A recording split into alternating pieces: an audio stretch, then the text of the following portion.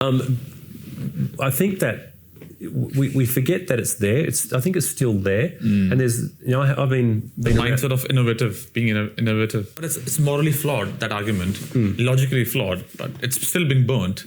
It's still being burnt. Yeah. So if the argument is that it'll create more carbon emissions, but somebody else is creating carbon emissions, and you can't control the air or the environment around Australia. It'll go around. So it's just it's a flawed argument. It's a morally flawed argument for a number of reasons, and one is that have been thinking this through a lot. It's we've got the Greens keep going on about now they're after gas, but coal is definitely it's just evil in their sight.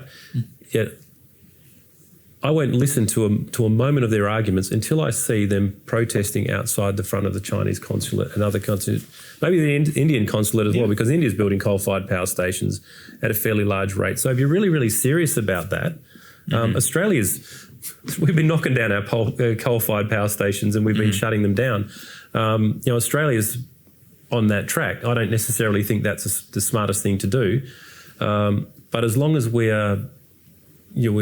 seem to give China, India, and other countries like that a free pass on coal-fired power generation.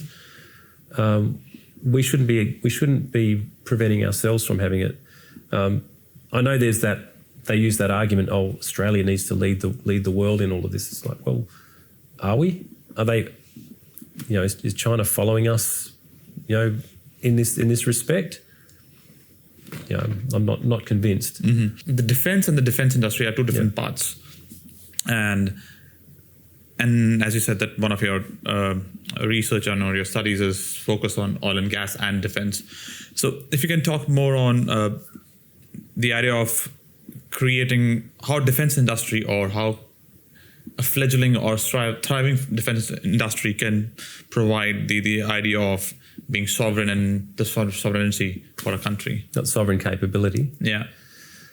Yeah, I think I said in a speech the other day that I think what's happening in Western Australia in terms of defence industry is something akin to the iron ore revolution that we had back in started in the 50s, 60s, 70s, and gas. So you're talking about Sir David Brand and Sir Charles Court, that era where they opened up mining to the rest of the world. I think that WA has an opportunity there. Again, it's tied to energy and it's tied to there's some difficult challenges around that in terms of manpower, the ability to actually execute that work. When I was preparing for my budget and reply speech, I found a couple of different studies that had been done by government in terms of the workforce required. One of them said 2,500 more people required. Then the next one said 10,000 more people required. So what is it? We don't even really know how many people we need. But there are opportunities. I think, I came from, just before I came into Parliament, I worked for a very, very, very small, very innovative company that was doing some amazing work, putting various technologies together in the IT and OT sort of space. But if you look around Perth, and I've had the opportunity to visit a few places, we're doing some incredibly innovative stuff, still at relatively small scale in Perth. That shows to me that we've got the people who are driven to do that. Australia, we pride ourselves in a way as being the country that came up with the Hills Hoist and the sunshine Wi-Fi, the sunshine harvester.